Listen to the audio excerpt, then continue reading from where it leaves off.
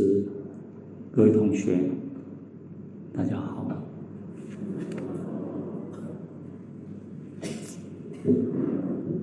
欢迎你们来参加我们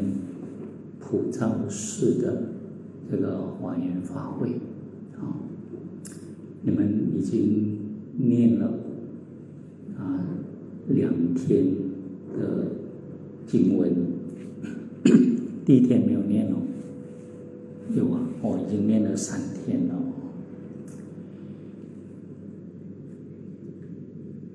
然后你们呢，发现到我们在这个法会进行的时候，除了念诵经文经典，实际上呢，我们也安排了这个禅修的这个时间也就是说，我们每天上午从8点到11点，下午呢从2点到5点我们的禅堂有在上面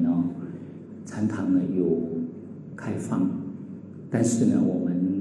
安排的方式呢是8点然后9点，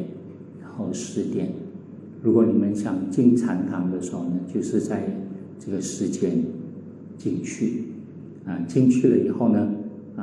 就大家共修共修的时候，我们有监香会带领共修的同学打坐。那么下午也是一样，2点、3点，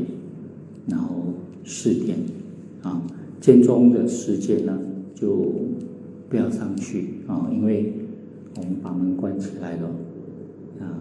就是开始的时候我们开门，大家可以进去，然后过后呢，我们就会把门关起来，然后关起来你们就不进去了。那我们在念诵这个部分呢，就比较开放我相信有些同学可能别的同学念到一半，他们才进来才加入。因为念诵经典的方式呢比较方便可以让大家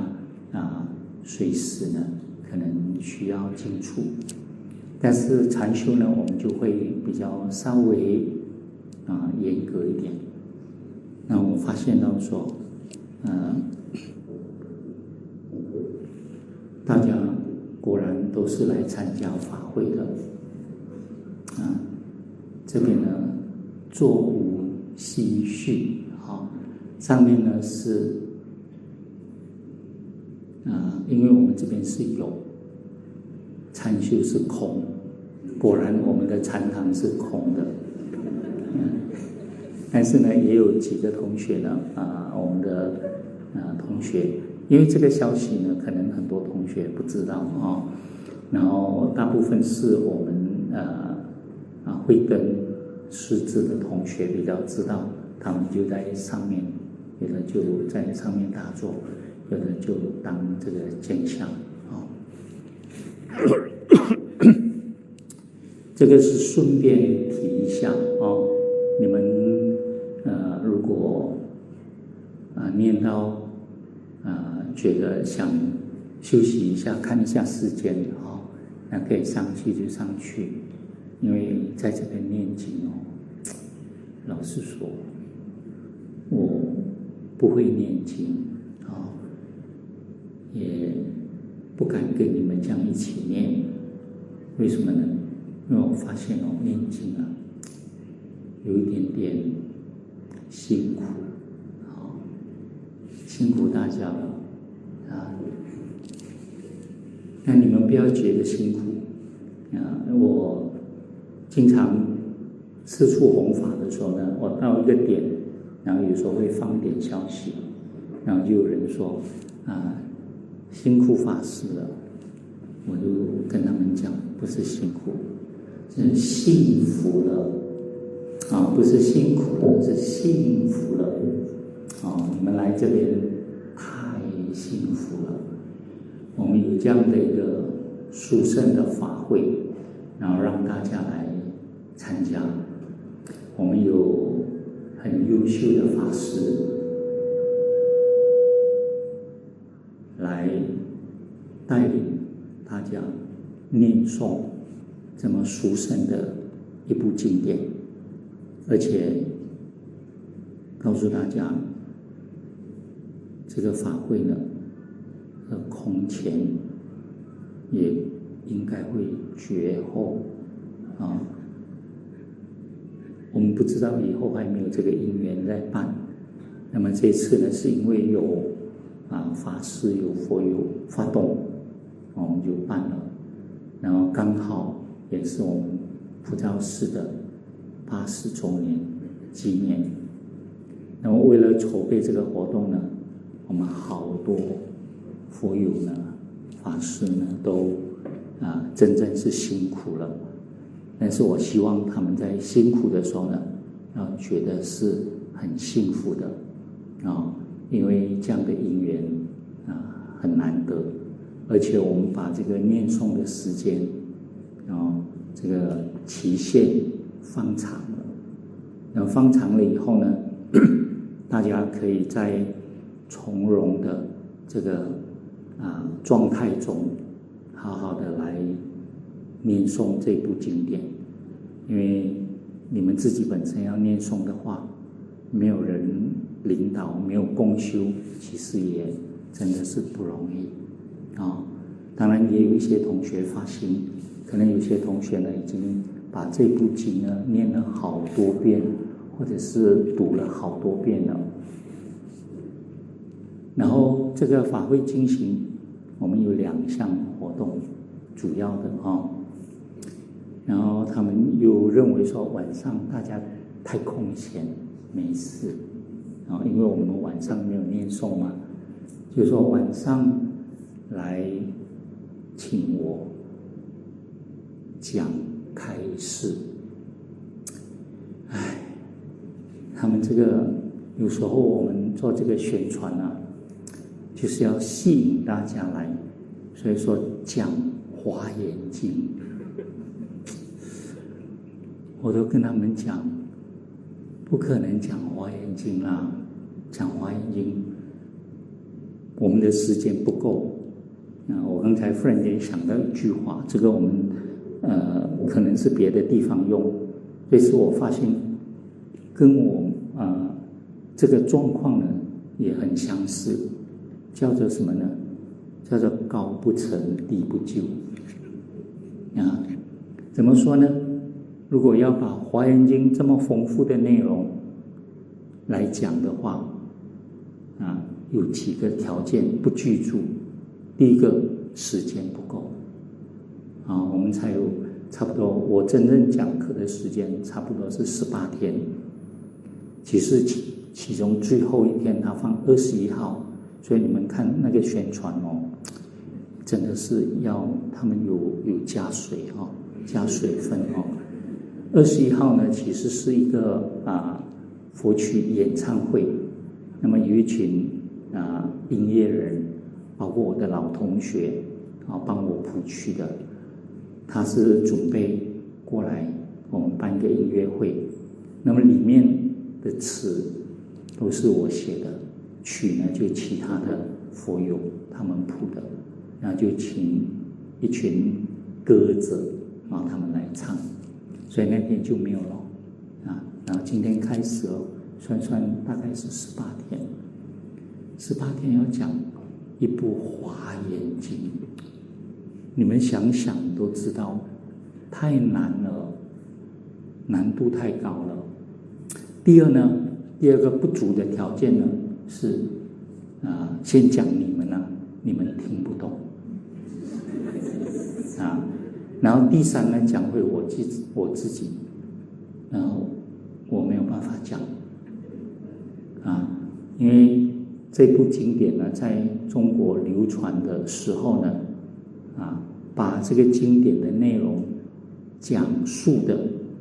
或者是把这个经典的内容把它结构，然后成为这个思想的，甚至呢成立一个宗派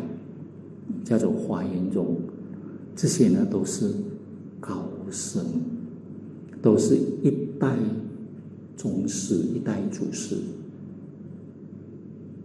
那单单他们讲的东西呢，我们要去读了消化它，然后再回到《华严经》去直接从《华严经》去了解，那都不是从我们华严法会开始，然后到现在差不多1年的时间凭一个人可以做完的事情所以呢，我自己的条件是不够的。那不够呢，我就跟他们讲，没有讲《华严经》可是他们放出去的消息呢，加税就讲《华严经》。我看那些想要听直播的呢，大概也冲着这个而来。那如果你们发现，哎呀，不好意思说上当了就发现原来不是这么一回事的话呢，没关系，现在就把你们的手机关起来，算是就想说反正也讲不到嘛，就不用讲了那为什么还跟你们讲第一不就呢？这个是高不成的高不成因为我们都没有这个条件因为《华严经》呢是我们的佛陀在刚成道的时候然后呢为菩萨说的法。那当他为菩萨说法的时候呢，他是法身、报身报身呢有自受用的报身，他受用的报身。他受用的报身就是专为菩萨说法所现的这个身。而且呢，不同地的菩萨或者是不同阶位的菩萨见到这个佛的时候呢，他们所见的这个报身佛呢是不一样的这个不一样里面其中一个呢就是这个大小初地菩萨见的跟二地菩萨见的，二地菩萨见的是大10倍三地菩萨的又更大了，然后还有呢庄严但是呢在《华严经》里面呢他就只是告诉我们说他在不同的地方然后呢说法。我们又发现到说《华严经》里面呢佛都没有说法，佛在做什么呢？放光谁在说法？都是菩萨说你们念就发现佛又放光了，然后他没有说法当然有几部几品是他说的，但是很多时候呢他都是放光然后菩萨就来说法。所以这么深的理论呢，我想你们读的时候呢，也就是顺着这个文字呢念得很开心很欢喜有时候念的时候发现那个境界呢太殊胜太美妙了，甚至非常玄妙不可思议不可说，不可说里面还要再说，那我们就听吧听了听得懂吗？不太听得懂但是呢这样子读诵了一遍，结了这个殊胜的法缘，在我们生死流转的过程里面，我们就不会丢失这个人生，我们也不会走错路，因为我们跟华严经已经结了这么殊胜的因缘，所以生生世世一定的人生，在佛教界里面遇佛学法，然后呢也有机会读到华严经那这些殊胜因缘呢就是这样子结下来，结到我们继续用功不断努力的过程里面，终于有一天我们读懂华严经了。因为我们可能已经进入了这个